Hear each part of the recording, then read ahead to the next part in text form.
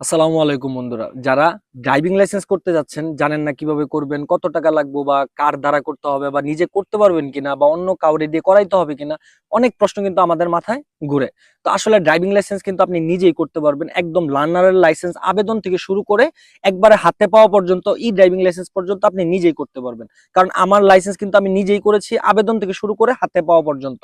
আপনারা যদি বাহির থেকে লার্নার লাইসেন্সের আবেদন করতে চান তাহলে কিন্তু আপনাদেরকে বলা হবে যে শুধুমাত্র এনআইডি কার্ড হলে কিন্তু আপনাদের লার্নার লাইসেন্স আবেদন করা যাবে। এটা কিন্তু সম্পূর্ণ ভুল একটা পদ্ধতি। তারা কি করে, যারা বিআরটির সামনে কম্পিউটার দোকান থাকে, তারা শুধুমাত্র আবেদনটা করে দেওয়ার জন্য তারা কি করে, যে আপনার যে ডকুমেন্টগুলো আপলোড করতে হয় লার্নার লাইসেন্স আবেদনের সময়, সেই ডকুমেন্টগুলো কিন্তু তারা আপলোড করে না। তারা শুধুমাত্র আপনার যে এনআইডি কার্ডের কপিটা আছে সেটাই স্ক্যান করে 3-4 জায়গা দিয়ে, মেডিকেল সার্টিফিকেট, ইউটিলিটি বিল, এই 2 জায়গায় কিন্তু তারা এনআইডি কার্ডের তথ্য দিয়ে দেয় বা এনআইডি কার্ডের স্ক্যান কপিটা দিয়ে দেয়। পরবর্তীতে আপনি যখন সকল পরীক্ষায় পাশ করেন তখন কিন্তু আপনার বিআরটি থেকে আপনার যে অ্যাপ্রুভ করা হবে লাইসেন্সটা, তখন কিন্তু সেটা ফেরত আসে। তো এই জন্য আপনারা যখন লার্নার লেগে আবেদন করবেন, আপনারা সেটা বাহির থেকে করেন বা নিজেই করেন, অবশ্যই কিন্তু আপনার 4টা ডকুমেন্ট লাগবে। এর মধ্যে আপনার 1 নাম্বার হচ্ছিল মোবাইল নাম্বার, 2 নাম্বার হচ্ছিল আপনার নামে একটা সিম, মানে যদি না থাকে তাহলে কিন্তু আপনার নামে একটা সিম কিনতে হবে বিএসপি পোর্টালে আবেদন করার জন্য বা লগ ইন করার জন্য। দেন আপনার কি লাগবে, ইউটিলিটি বিল। তো আপনার কারেন্ট বিল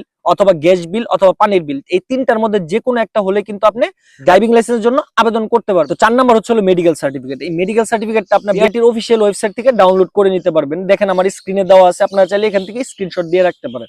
তো এখানে যে ইনফরমেশন গুলো দেওয়া আছে, এই ইনফরমেশন গুলো আপনাদের এমবিবিএস ডাক্তার দিয়ে কিন্তু পূরণ করতে হবে। তো এমবিবিএস ডাক্তারের কাছে নিয়ে গেলে সেই তথ্যগুলো পূরণ করবে এবং দেখবে আপনার শারীরিক অবস্থা বা আপনার দৃষ্টিশক্তি ঠিক আছে কিনা। এরপরে কিন্তু তার সিল এবং তার যে বিএমসি নাম্বারটা আছে সেটাও কিন্তু এখানে উল্লেখ করে দিতে হবে এবং আপনার ছবির উপরে কিন্তু তার একটা সিল দিয়ে দিতে হবে। এটা হচ্ছে আপনার প্রাথমিক কাজ। তো লাইসেন্সের জন্য আবেদনের জন্য এই 4টা ডকুমেন্ট কিন্তু আপনাদের অবশ্যই লাগবে।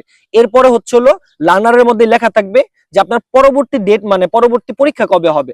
তো মূলত আগে যে প্রসেসটা ছিল, এক এক দিন এক এক পরীক্ষা হতো, এখন কিন্তু বিআরটির নিয়ম অনুযায়ী একদিনে কিন্তু আপনার সকল কার্যক্রম শেষ হয়ে যায়। তো লার্নার করার পরে প্রায় আপনি মাস দেড়েক সময় পাবেন।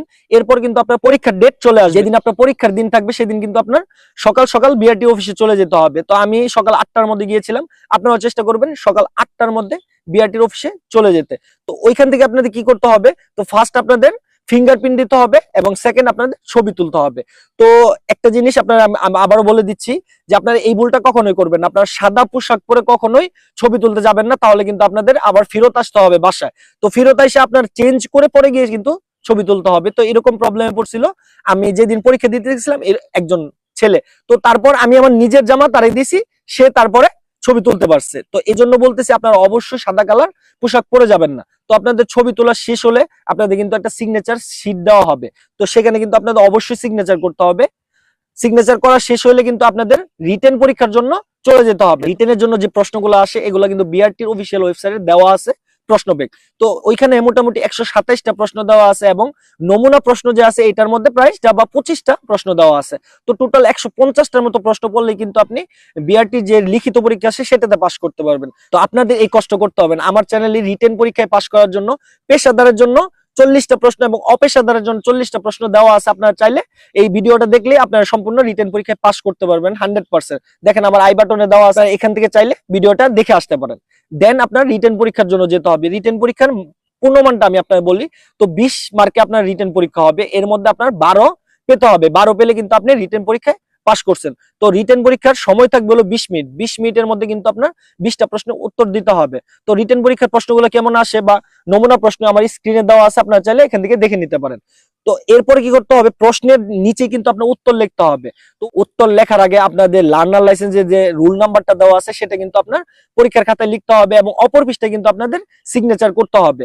20টা প্রশ্নের মধ্যে যে কোনো 12টা প্রশ্ন হলে কিন্তু আপনি রিটেন পরীক্ষায় পাস করতে পারবেন। তো পাস করার সাথে সাথে কিন্তু আপনার ফল প্রকাশ করা হবে না, 1 থেকে 1.5 ঘন্টা সময় দেওয়া হবে।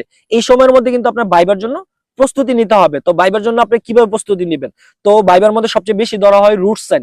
তো আর ছোট ছোট প্রশ্ন ধরা হয়। রুট সাইনের জন্য আপনাকে 2টা ব্যানার দেওয়া হবে। একটা ব্যানারের নিচে দেখেন আমার স্ক্রিনে দেওয়া আছে যখন আমি দিয়েছিলাম।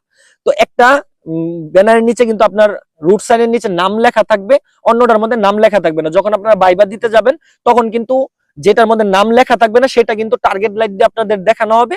তো ওইখান থেকে কিন্তু আপনারা উত্তর দিতে হবে। তো এই যে সাইনগুলো দেওয়া আছে এখান থেকে মূলত 4-5টা সাইনই মূলত সবসময় ধরা হয়। তো বাকি যে সাইনগুলো আছে এগুলো আপনারা কিছুক্ষণ চেষ্টা করলে সবগুলো মুখস্থ করে নিতে পারবেন। তো ভাইবার জন্য যখন আপনারা যাবেন, যাওয়ার পরে আপনাদের 4 জন বা 5 জন ভাইবার জন্য ডাকা হবে। তো আমি যখন গিয়েছিলাম তখন আমরা 5 জন গিয়েছিলাম, 5 জনকেই ছোট ছোট প্রশ্ন এবং রুটস জিজ্ঞেস করা হয়েছিল। যখন ভাইবা শেষ করবেন তখন কিন্তু আপনার আরেকটা শীটে সিগনেচার করতে হবে। তো ওই শীটে সিগনেচার করার পরে কিন্তু আপনার ভাইবা শেষ হবে। তো ভাইবা শেষ হওয়ার সাথে সাথে কিন্তু আপনাদের লার্নার লাইসেন্সের কপিটা কিন্তু আপনার হাতে দিয়ে দেওয়া হবে। ওইখানে লেখা থাকবে আপনি পাস করছেন কিনা, ফেল করছেন কিনা। এটা তখনই আপনি বুঝতে পারবেন যে আপনি পাস করছেন কিনা। তো আপনি যদি পাস করে থাকেন তাহলে সেই ক্ষেত্রে আপনাকে প্র্যাকটিক্যাল পরীক্ষা দেওয়ার জন্য আপনাকে একটা নির্দিষ্ট সময় দেওয়া হবে ওই দিনই। তো ওই সময়ে কিন্তু আপনার প্র্যাকটিক্যাল পরীক্ষা দিতে হবে। আপনি যদি প্রাইভেট কার এবং মোটরসাইকেল একসাথে করেন তাহলে কিন্তু দুইটা পরীক্ষা আপনার একসাথেই দিতে হবে। প্রাইভেট কার এবং মোটরসাইকেল করতে চান তাহলে দুইটার পরীক্ষা কিন্তু একসাথে দিতে হবে। প্রথমে আপনি প্রাইভেট কার দিলে হবে অথবা মোটরসাইকেল দিলে হবে। আমি বলতেছি আপনারা প্রথমে প্রাইভেট কারটা দিবেন। আমি প্রাইভেট কার দিয়েছিলাম, এরপর আমি মোটরসাইকেল দিয়েছিলাম। তো প্রাইভেট কার দেওয়ার পরে আপনার মোটরসাইকেলের জন্য আবার সিরিয়াল ধরতে হবে। সিরিয়াল ধরার পরে আপনার পরীক্ষায় যদি পাস করেন সেই ক্ষেত্রে কিন্তু আপনার রাত্রে 8টার মধ্যে আপনি জানতে পারবেন যে আপনি পরীক্ষায় পাস করছেন কিনা বা আপনারটা অ্যাপ্রুভ হয়েছে কিনা। আপনি যদি সকল পরীক্ষায় পাস করেন তাহলে কিন্তু বিআরটি কর্তৃপক্ষ রাত্রে আপনার অ্যাপ্রুভ করে দিবে। অ্যাপ্রুভ করার পরে কিন্তু আপনার ব্যাংক জমা দিতে হবে। তো এখানে আসে হলো কত টাকা ব্যাংক জমা দিতে হবে। তো ব্যাংক জমা দেওয়ার জন্য আপনার টোটাল টাকা লাগবে হলো 2872 টাকা। এর মাঝখানে কিন্তু আরেকটা জিনিস মিস হয়েছে, সেটা হচ্ছে ডুপ টেস্ট। যারা প্রফেশনাল লাইসেন্স করবেন তাদের কিন্তু ডুপ টেস্ট বাধ্যতামূলক। ডুপ টেস্ট করার জন্য আপনার বিএসপি পোর্টালে যাওয়ার পরে ওইখানে একটা কিন্তু ডুপ টেস্টের পত্র দেওয়া হয়। দেখেন স্ক্রিনে দেওয়া আছে, এরকম একটা পত্র আপনাদেরকেও দেওয়া হবে আপনাদের বিএসপি লগইন এ। সকল পরীক্ষা শেষ হয়ে যাবে তখন কিন্তু আপনাদের ডুপ টেস্টের কাগজটা আপলোড করে তারপরে কিন্তু ব্যাংক জমা করতে হয়। তো ডুপ টেস্ট আপনার সরকারি হাসপাতালে করতে হবে। ডুপ টেস্ট করার জন্য আপনার 1000 টাকা মতো খরচ হয়। তো দেন আপনার ডুপ টেস্ট আপলোড করার পরে কিন্তু ব্যাংক জমা দেওয়ার পরে কিন্তু আপনার টোটালি কাজ শেষ। 4 থেকে 5 দিন সময় কিন্তু অনুমোদন হয়ে গেলে আপনার ই ড্রাইভিং লাইসেন্সটা ডাউনলোড করতে পারবেন। তো আজকে আমি মূলত পুরো বিষয়টা আপনাদেরকে ক্লিয়ার করার চেষ্টা করছি। আশা করি বোঝাতে পারছি। যদি কোনো বিষয়ে সমস্যা থাকে তাহলে অবশ্যই কমেন্টে জানাবেন। আর আপনারা অবশ্যই আমার চ্যানেলটি সাবস্ক্রাইব করে পাশে থাকবেন। আপনাদের সাবস্ক্রাইবারই আরেকটা ভিডিও বানানোর অনুপ্রেরণা যোগায়। সবাই ভালো থাকবেন, ধন্যবাদ, আল্লাহ হাফেজ।